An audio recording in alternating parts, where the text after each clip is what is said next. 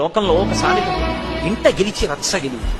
ఎందుకంటే ఇంట గెలు అన్న మాటకు అర్థం ఏంటంటే అసలు నీ ప్రేమ నిలబడడానికి పరిమితంగా భగవంతుడు కొంతమందిని ఇచ్చాడు. ఏం చేస్తావో చూద్దాం. ఆ సంఖ్య పెరిగే అవకాశం లేదు. అదంతే, అలాగే ఉంటుంది. ఒక తల్లి కడుపులోంచి వచ్చాం అన్నవాళ్ళం కొంతమందిమే ఉంటాం. ఇంకా ఆ సంఖ్య పెరగదు. బంధువులు పెరుగుతారేమో, స్నేహితులు పెరుగుతారేమో, అమ్మ కడుపులోంచి వచ్చిన వాళ్ళం అన్న అపురూపమైనటువంటి అనుబంధం మాత్రం అంతే, అంతవరకే మిగులుతుంది. అంతకి దాటి ఇక మిగలదు. ఏదో అమ్మ కడుపున ఉన్న వాళ్ళం నలుగురం ఉన్నాం అనుకోండి, నాకు 50 ఏళ్ళు వచ్చినా నలుగురమే, 60 ఏళ్ళు వచ్చినా నలుగురమే, 70 ఏళ్ళు వచ్చినా నలుగురమే, 90 ఏళ్ళు వచ్చినా నలుగురమే. ఎప్పటికీ మేము నలుగురమే ఉంటాం. దేశే దేశే కళత్రాని దేశే దేశే చ బాంధవాః అంతు దేశం నపశ్యామి యత్ర భ్రాత సహోదరః అంటాడు రామాయణంలో రామచంద్ర ప్రభు.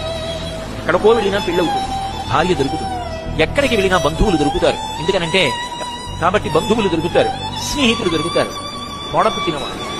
అమ్మ కడుపులో నుంచి మేము నలుగురం కలిసి వచ్చాం అన్నవాళ్ళు ఇంకంతే, వాళ్లే ఉంటారు. అది అపురూపమైనటువంటి అనుబంధం. ఆ అనుబంధం అది అనుభవించగలిగిన ఆర్ద్రత కలిగిన మనసున్న వాడికి తెలుస్తుంది తప్ప ఆర్ద్రత లేని వాడికి దెబ్బలాడుకోవడం ఒక్కటే చేతనవుతుంది. అన్నయ్య తమ్ముడు మాట్లాడుకోరు. దేనికి మాట్లాడుకోరు? ఆస్తి పంపకానికి గొడవ వచ్చిందా? అసలు ఆస్తి లేదు. మరి దేనికి దెబ్బలాడుకుంటున్నారు? కారణం లేదు. పెద్దలు ఎవరైనా వింటే నవ్విపోతారు. ఏ కారణం లేకుండా అన్నదమ్ములిద్దరూ సంవత్సరాలుగా మాట్లాడుకోలేదు. అప్పుడు ఏమి యోగ్యత కలిగిన బ్రతుకులు ఆ బ్రతుకులు? అది జీవితం కాదు.